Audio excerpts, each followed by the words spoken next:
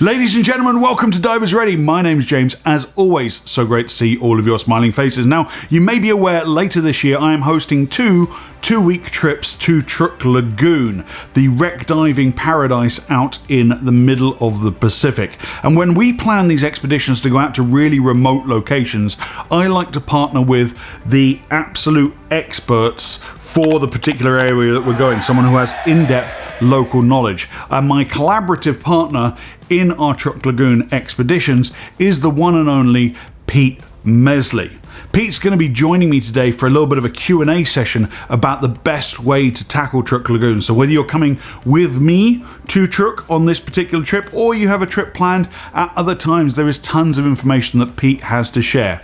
Now, the reason I partner with Pete is there is literally no one better on this planet to pair up with to go to Truk Lagoon. Pete has been running Truk Lagoon trips since 2002. He has over 300 dives just on the Hainan Maru alone. It's an incredible wealth of information. Other highlights from Pete's career are that he is, of course, an instructor trainer all the way through up the tech rankings. He's an instructor trainer for 2 different rebreather models. He's also a professional underwater photographer and videographer. He runs his own charter boat business out of his home in Auckland, New Zealand. He's a man with his thumbs in a lot of different pies. So Pete joined me from his home in Auckland, New Zealand to chat about our upcoming trip, and I got to post questions that people on our trip had sent to me to Pete to get answers firsthand. Pete, great to see you. How are you? Brilliant, mate. Super excited for the to finally get diving with you, mate, at the end of the year. So yeah, I'm stoked. Absolutely stoked that you're coming to Truk with us. You know? Yeah, absolutely. Can't wait. It's been almost a year since we were last hanging out in the hotel bar of the Excelsior in Malta, which was a fun time for everyone there. It's always the life of the party. And finally, after years of hanging out at different conferences and dry arenas, we actually get in the water together. So I'm super stoked for that as well. Very cool. So Truk Lagoon, I put it to our group of participants who are coming on this adventure with us and reached out and asked for questions back for the Truk maestro himself. You've been diving Truk since 2002, so the first and most obvious question is, why has Truk captivated your imagination as a diver for so long? Why do you keep going back year after year? Well, like most, in fact, any diver with any interest in wreck diving at all, Truk Lagoon has to be on the top 1% of the bucket list dive destinations, and I was no different from any other Rust fanatic, and so I finally saved up enough money in the early 2000s to go for my once-in-a-lifetime trip to Truk Lagoon, or Chuuk State, what they call it. And after the first few days that I'm in Truk, I'm thinking it's absolutely humanly impossible to have a once-in-a-lifetime trip to try and cover even 1% of the wreck divers playground there. So after a couple of days of my first trip, I already started planning to come back and bring people again and again. And this last trip was trip number 43 for me. So yeah, and the cool thing about it is that I still get goosebumps before I go to Chuuk, and there's just so much to see there for every aspect and every level of experience of diver, which we'll have a chat a little bit later on about the different opportunities for the different levels of experience of diver. But yeah, man, it's just a fantastic place. Yeah, absolutely. You know, the last time I was in Truk was 10 years ago. So I'm jonesing to get back there. I can't wait. I mean, the opportunities that you had to go back year after year is just absolutely amazing, and that you've built for yourself with Lust4Rust, and you know that's why we wanted to partner with you, is because you are the expert. That's what we do when we look for these expeditions, as you said, bucket list opportunities for people coming on this trip. So that's super cool. So I did reach out, as I said, to the participants, and I asked for emails to send questions. What would you like me to ask Pete Mesley? And a lot of the questions came back obviously with logistics in mind, because people are thinking about the trip and thinking about planning, particularly their flights. Let's start there. Getting to Chuuk is pretty clear, but a lot of people had questions about Guam. How is immigration coming into Guam, and customs and all that sort of stuff? How does that procedure work? Is there a long queue? Do you need to have a long layover there? And then other people are planning to arrive into Guam early. Is that a place you've spent much time between, before and after Truk trips? And are there particular activities or any diving in Guam you really recommend? I know we're here to talk about Truk, but this seems to be on a lot of people's minds.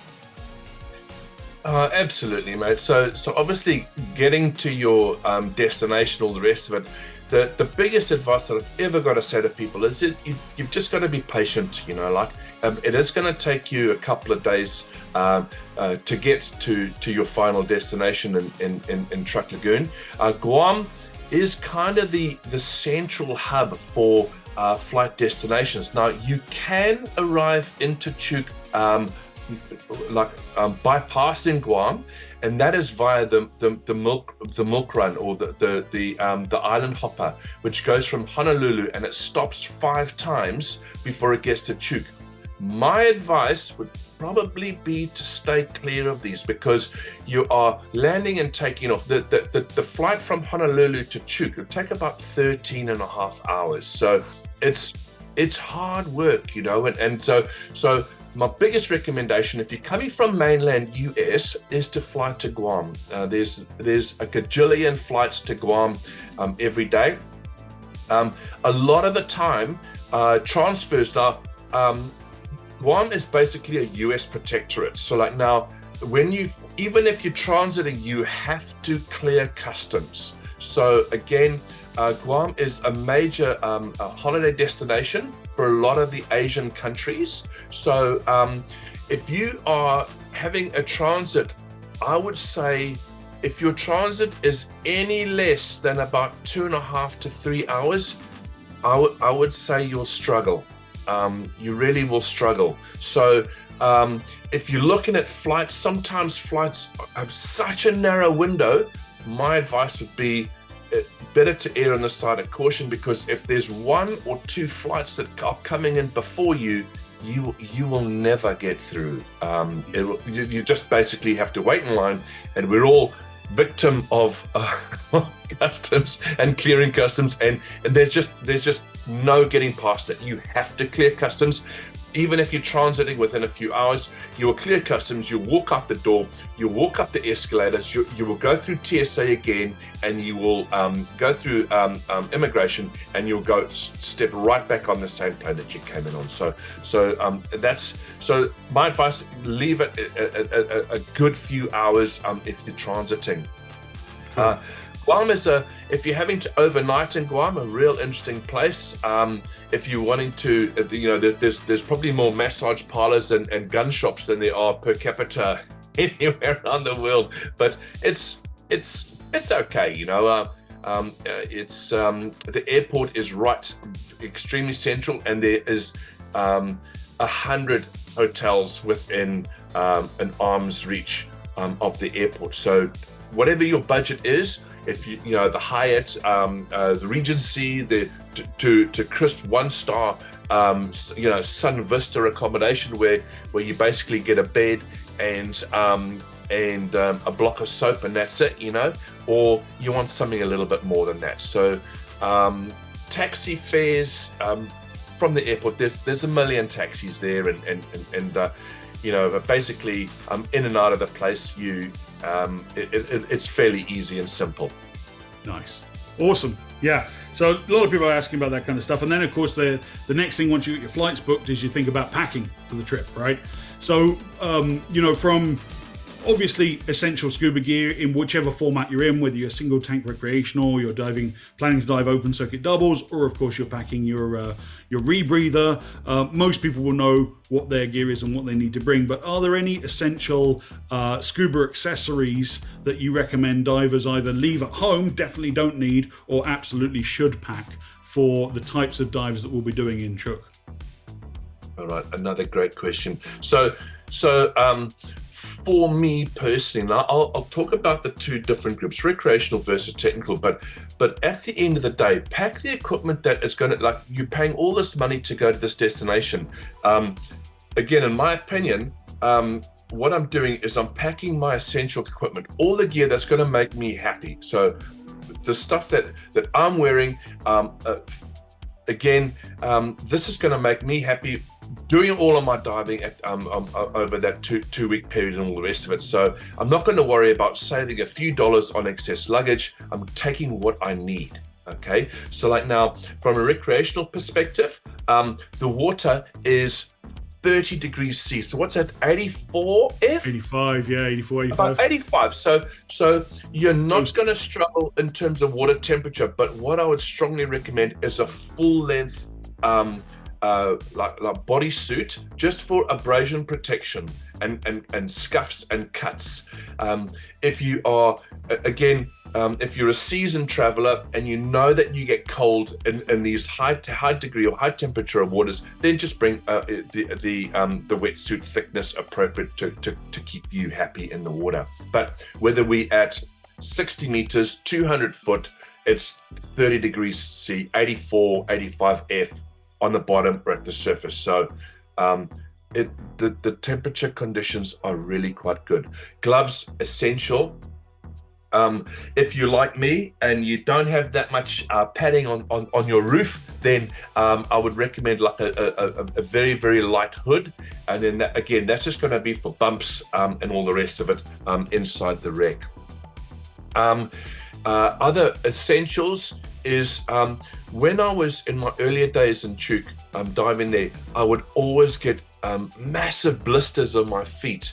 And as soon as I started wearing those fourth element fin socks, the blisters stopped immediately. And all it's going to take is just like a little rubbing, a little bit of chafing, and then those blisters form. And then you are just fighting against, a gale force wind to try and keep those blisters dry and stop them turning into lesions and festering messes. So those fourth element fin socks is a strong recommendation. Or if you don't have fourth element fin socks, then like silk socks, and then that will just stop the rubbing on your booties. Yeah.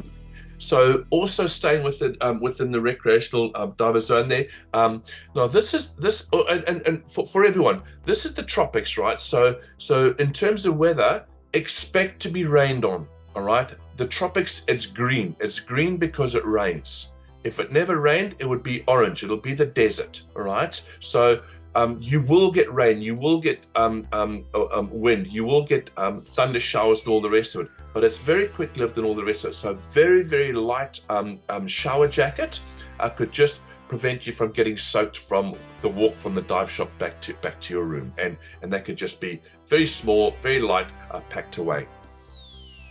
Other essential dive kit, and in terms of wetsuits, bring. So if as a recreational diver, I'd say bring all the stuff that you need. Aluminium backplate is all you're going to need. If you've just got a normal recreational harness, they've got lots of lead and all the rest of it there, and that's nice and simple and easy. A mesh carry bag would be really recommended too, because then you just keep your equipment all in one place, and then at the end of the day's diving, you can go there and you can basically rinse all of your fins and your mask and your marker buoy or reel or whatever that you need to do nice and easily, and keep everything nice and confined and close together so that doesn't get lost. A backup computer, I would almost certainly recommend, and things just never break when you never want them to break or you never need them. So when you in your diving destination that you've been waiting all your life to come and dive, if you've got any problems with your dive computer, then having a backup that you can borrow, that you can purchase, whatever you can, that might just make the difference between a lot of headaches on your trip and my computer broke or whatever, or someone stood in it or broke it, and now I've got a backup which is going to stop me from or keep me going on my diving. If you've got computers with weird batteries, bring spares. Bring stuff. Bring spare batteries that you might think, oh, I never have to change my battery. I guarantee you, the time that you need the battery is gonna be when you're in Truk. I'll tell you so. So bring spares. Anything specific, lights. Even if like there's a lot of penetration options, and there's a lot of penetration options like for people who are fairly new into wreck diving. There's so much that you can go and do without getting yourself into too much trouble. So having at least 2, I would probably say 3 lights, but a minimum of 2.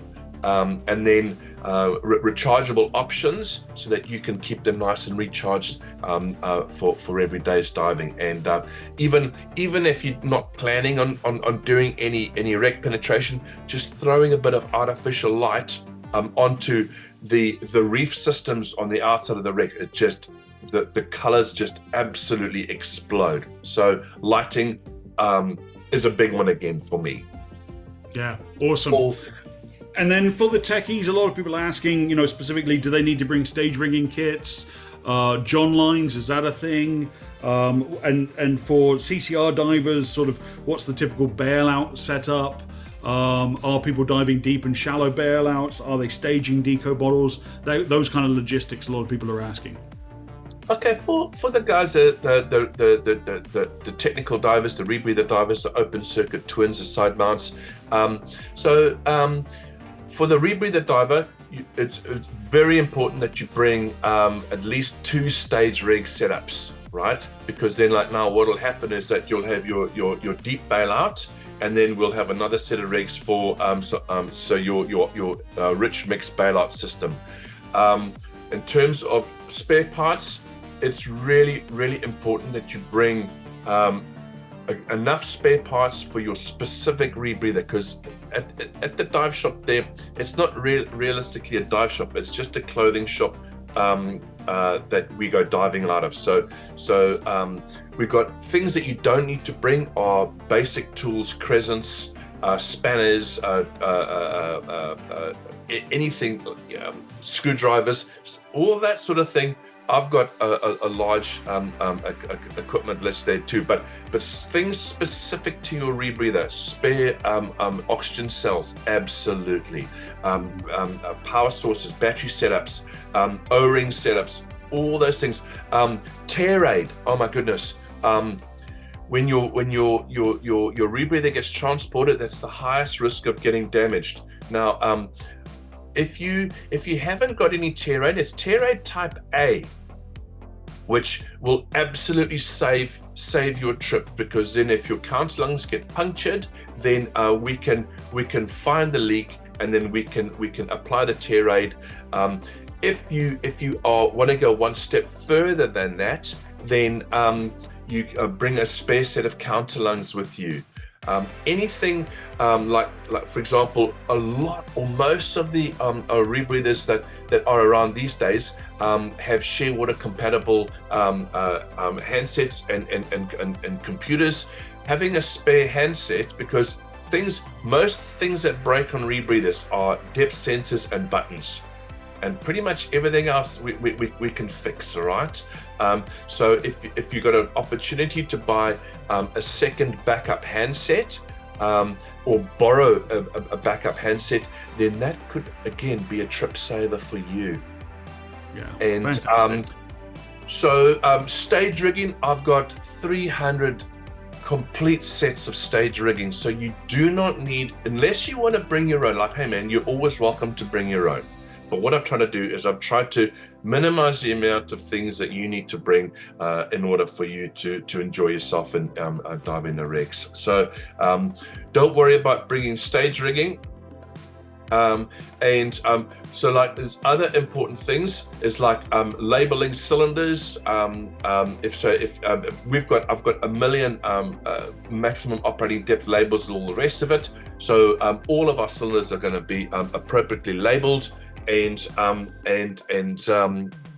monitored. So if you've got your own sort of like systems, all the rest of it, that's fantastic. You got your things for your stickers with your name on it. That'll be great, because then all it does is it just helps the guys on the boats understand whose equipment is what.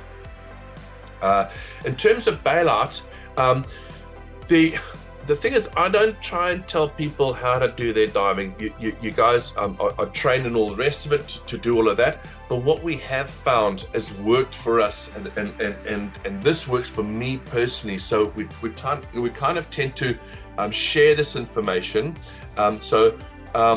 It's kind of pointless carrying 3 or 4 stage decompression cylinders all the way around the dive with you, because like now you're banging and you're clanging inside the wrecks, and it becomes actually more dangerous than it is, because you're not needing the gas inside the wrecks. So like now what we've adopted is that the boats that we take have a maximum of 6 divers. That's basically 3 teams of 2. And then what we do is between the teams we have a 50% bailout each team, and so then like now what they'll do is that each team will take out down a 50%, and they will just loop it onto the wreck via just a prosec line or a loop line, and they will clip onto that, and then when they come back they will just grab the 50% and come back up the line. We've also got staged gas under the boat too, which is a 50% O2 and 100% O2, clearly labeled and staged, which obviously other guys in the groups will need to bring regulators for that, for their boat teams. And then because now statistically sort of like bailout options, all the rest of it, it just means that you're not carrying 45 cylinders on a boat, but then the gas is there if needed. But again, these are just recommendations. Like once you start having a look for yourself, the visibility on the wrecks is so. I'll talk to you a little bit about the anchoring areas within Chuuk itself, and so in the deeper anchorages, the visibility tends to be really, really good. In the shallow anchorages, the vis tends to be lower, around about maybe 10 to 15 meters. What is that? About 45 feet, 30 to 50 foot visibility. So it's always lower in the shallower anchorages. And another great statistic is 60% of the wrecks in Chuuk are shallower than 140 foot. So shallower than 40 meters. So that's all within recreational limits. So a lot of misconceptions of people think Truk is a deep diving destination. It is not. There's 14 wrecks deeper than 150 foot. All right, and again, we go to all of these wrecks. So my advice for Truk virgins is spending more time on and in the wrecks than on the deco line for your first couple of trips is my biggest recommendation to you. There will be some absolute must-do dives, deeper dives, but again, like now, once you get a very good overview of the wrecks, and again, this sounds like a sales pitch, but only thing you need to say to yourself is, I'm coming back. It may not be next year, it may not be the year after, it may not be the year after. But as long as I say in my mind that I am coming back to Truk, then you're not going to try and see everything on your trip. It's humanly impossible to try and see everything, all right? So like now, focus on the wrecks that you're diving on and enjoy, just soak it all up. And it's an incredible place. Absolutely incredible place. There's 8 ocean liners there. 8. So it's pretty exciting, mate. It's pretty exciting. Yeah, like I said, it's been a long time since I was there, over a decade, or it will be over a decade by the time I'm back, and I still think about it every week, at least every week, if not every day. I mean, the dives I had and the people that I dove with, they're memories that you treasure forever. They really, really are. And so it can't be overstated. It really can't. So thanks for that. That clears up a lot of questions all in one go that people have, because they're thinking about packing and do I need to bring stage rigging kits? No, you don't. Pete's got you covered. He's got tons. Unless you have very, very special ones that precious. For some people, that's okay. That's fine. So I am going to push you. I know we talked about this before I hit record and we started this session here, but a lot of people are asking, this is a trip of a lifetime. This is a bucket list. So for first-time people coming to Truk, what are the 3 recs that they should really try and get into their schedule, from a recreational point of view, and what are sort of 3 of the more tech recs that you prefer? And noted to your point that don't spend your whole time in Truk doing deco. That's definitely solid advice. Yeah, mate. And as I mentioned earlier on,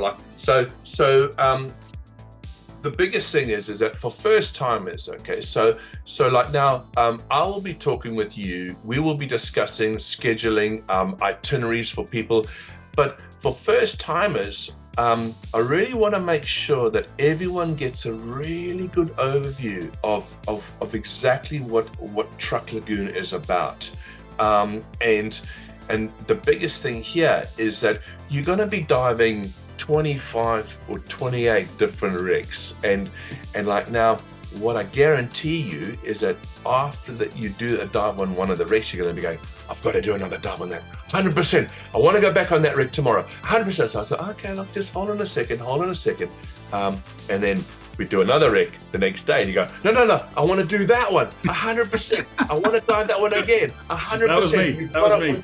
And so without sounding like a stuck record, so like now, and this is, again, I cannot state it enough, just soak it all in, man. And then like now, we'll get an overview. There'll be some rigs that we will be doing a few times, which they're 580 foot long, 8,500, 10,000 ton ships, like I've done, so one of the wrecks that stands out the biggest for me is a wreck called the D.A.N. It's the largest wreck in Chuuk, and she's 156 meters long. So what's that? That's 300 and I don't know how many foot that is.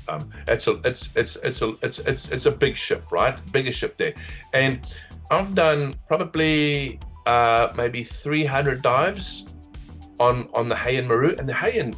is an ocean liner. It's a submarine tender. She's lying hard to port, and she's carrying torpedoes, live torpedo ordnance, submarine attack periscopes in the starboard promenade deck.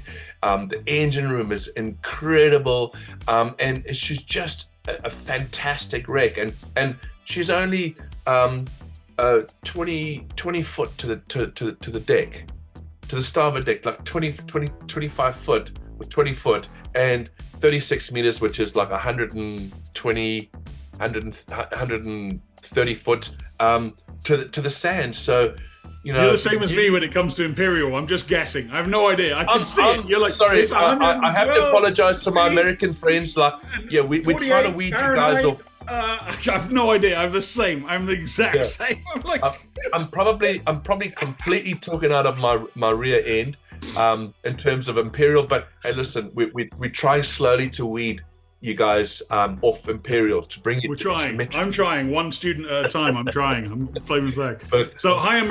Also, I'm glad you bring it up because that's one of my favorites too. It's huge and it's shallow. So super cool for long dives. Really cool. It is, and the thing. So like now, so the cool thing, and I'm apologies for skipping between recreational and technical, but this is the reason why we are land based. We don't do any liverboards, right? We're land based because like now we put the correct amount of experience and training levels of people together, right? So like now, as recreational divers, single tank recreational divers, you may want to do more diving, you see? So like now, technical divers will team up the technical divers because they'll probably do 1 or 2 dives a day, but those dives will be between 2 to 4.5 hours each dive, you see? Whereas the recreational divers might do 45 to 60-minute dives, but actually want to do more diving. You see, so then like that's how we put these boats, and the policy that we have is we have no more than 6 people per boat and 1 boat per wreck. You see, so like now there's say over 60 wrecks in Chuuk, but diveable world-class wrecks there's about 38. So there's 3 dive operators in Chuuk, and honestly, mate, if this was in the Red Sea, there'd be 300 liverboards. And we're just so lucky. We're so privileged, and we're so lucky to be able to say, oh, if we're planning to go onto a wreck and we see another boat for another operation on the wreck, we just go, we'll just go to another wreck, and we'll go somewhere else, and we have that luxury and privilege to be able to do that. So so that's the cool thing. And again, for the veterans, and I haven't had a good chance to talk to you about exactly who's coming, but I'm sure there'll be some veterans, multiple repeat offenders, people coming back to Truk many times. And the good thing is that with this is that we like to tailor make itineraries for people who specifically want to do specific wrecks and all the rest of it. So I'll be chatting with you, and we'll figure out what people want to do, and then we're just super flexible when it comes to that sort of thing. But for the first timers, I promise you will not have a bad time. I guarantee it, 100%. And we'll have some fun. And then again, without sounding like it's a sales pitch, but when you come back, and I guarantee you will, your second trip will feel completely different from your first trip. And then, so I've got clients who have been to Chuuk 7 or 8 times, even more, because then, it's kind of like the safety blanket of, oh, I'm not sure where I want to go this year or next year. Oh, let's go back to Truk, And so the other good thing about the wrecks there are they are living ecosystems. So you go and you go and do some fun penetration stuff, and then you come out of the wreck, and this is a coral reef. The color and the corals are some of the best soft corals I've ever seen, and I've had the privilege to dive some pretty cool places around the planet, and so we're kind of getting the best of all worlds here. We're feeding our lust for rust. We're loving our wrecks, and then we come out and we've got these massive ecosystems. Schooling jacks on the king post masts of the Nippo Maru, barracudas, schooling barracudas and sharks and dolphins, and we got everything there. We really do. So it's a fun place, and so.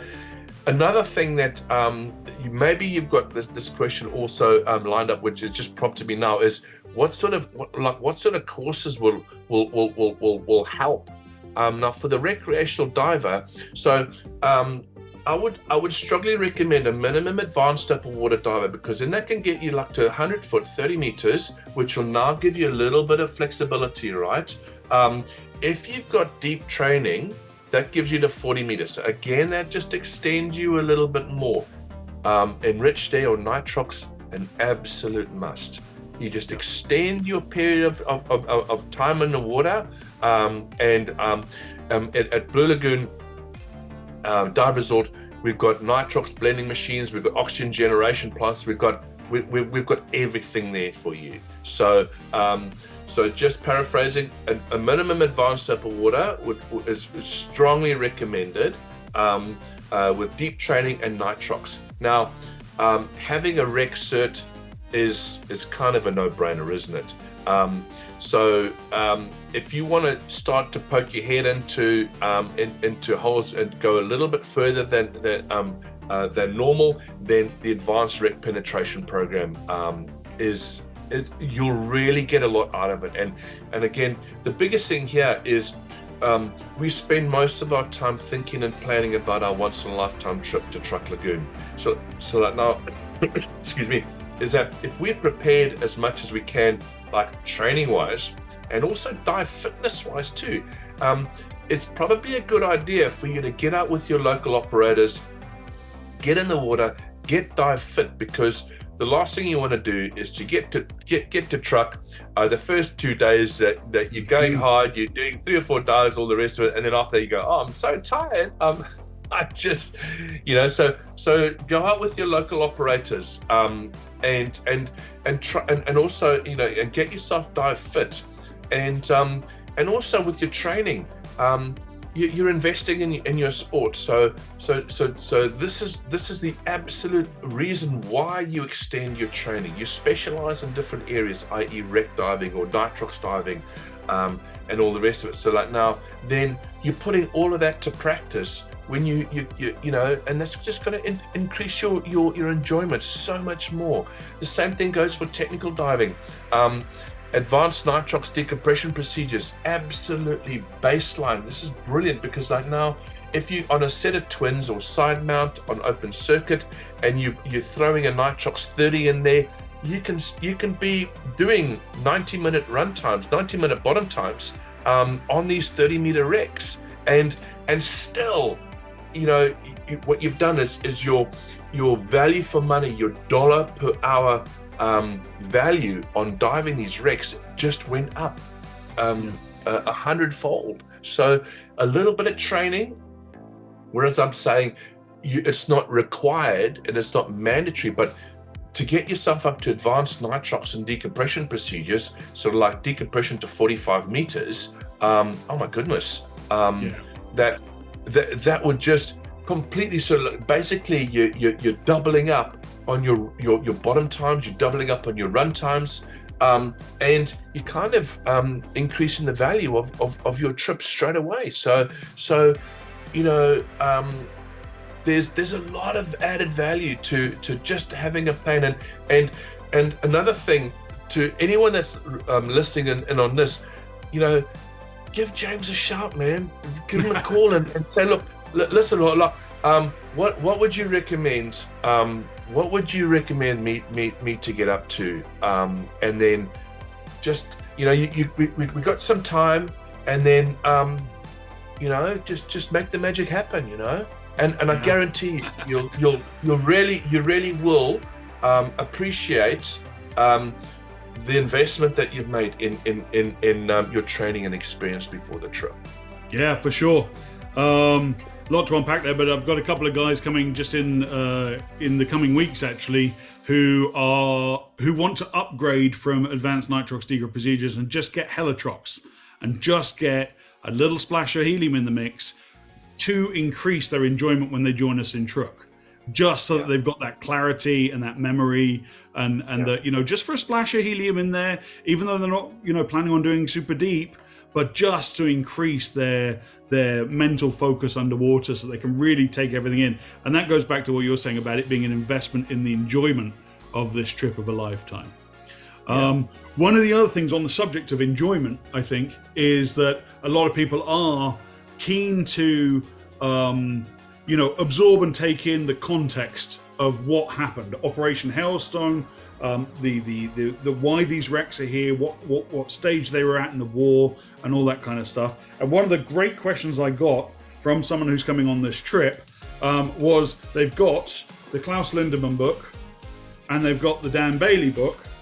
Yep. What other resources would you recommend, either physical or digital or documentaries, that people can kind of swat up on their Truk history? Yeah, so doing a little bit of prep beforehand. I'll be doing presentations for everybody on the history of Operation Hailstone and all the rest of it, and we'll be going over the wreck histories and all the rest of it.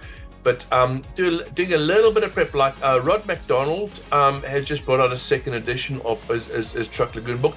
Dan Bailey's book. Dan is a super awesome guy.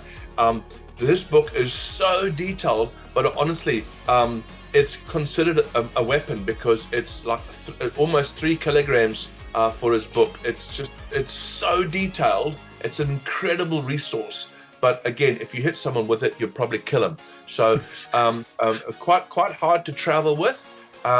But if you've got, look, I'll tell you what I'll do. I'll give you Dan's link to his website, and then people can in mainland states can actually get the book directly from Dan, and I'm sure he would really appreciate that. And then that will be a resource that they can keep at home, and then bring and then just basically just bring lighter books with them.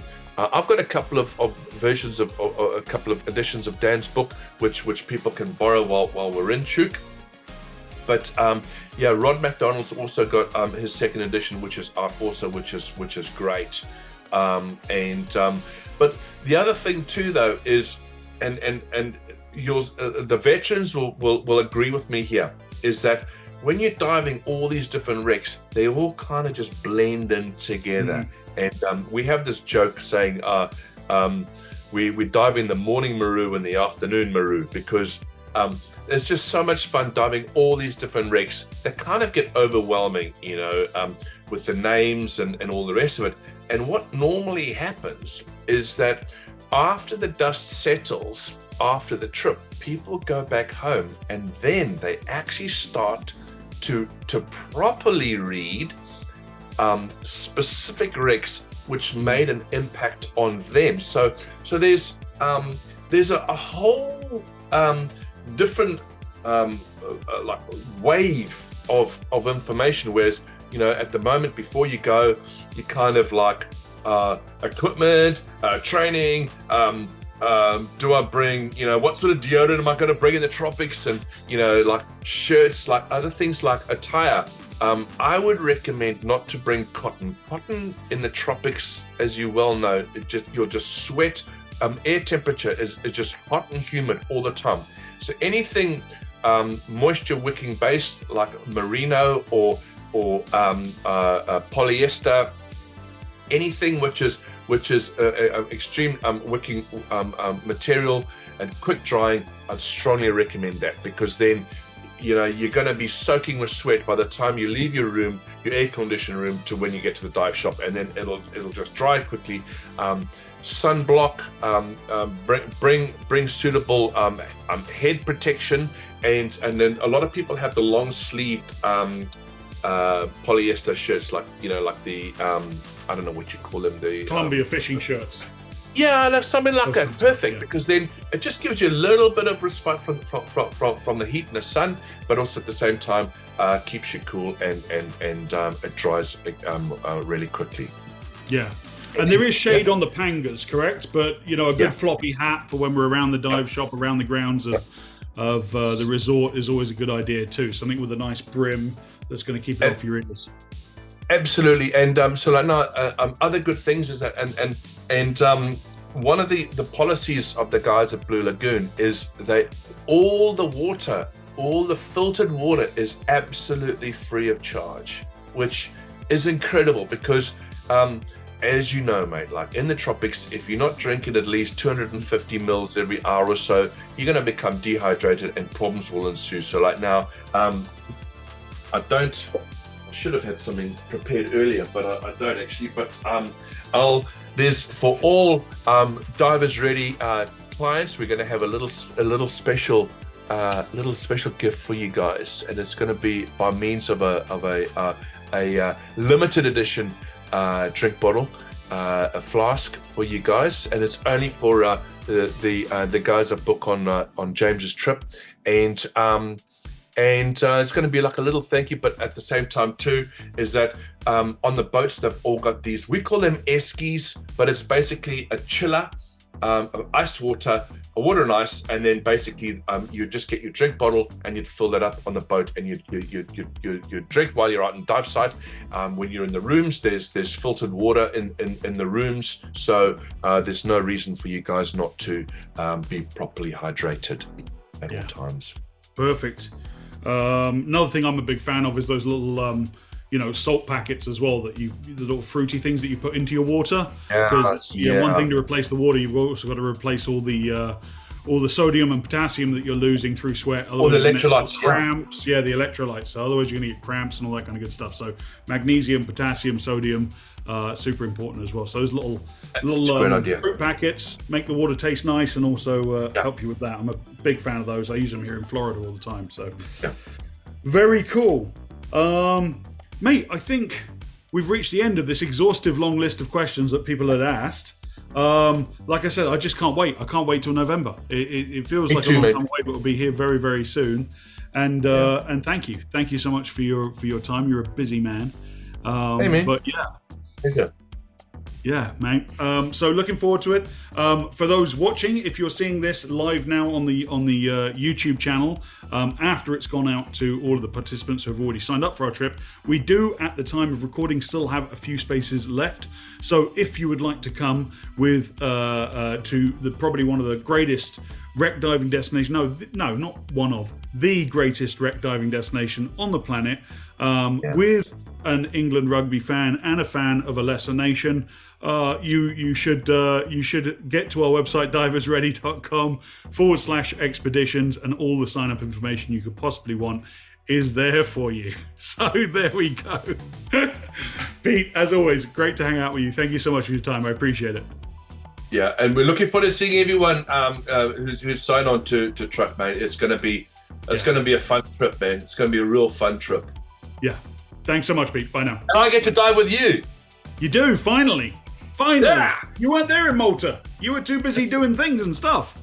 Yeah, mate. There you have it, ladies and gentlemen. I hope that is useful, practical information that you can apply as you plan for this trip of a lifetime.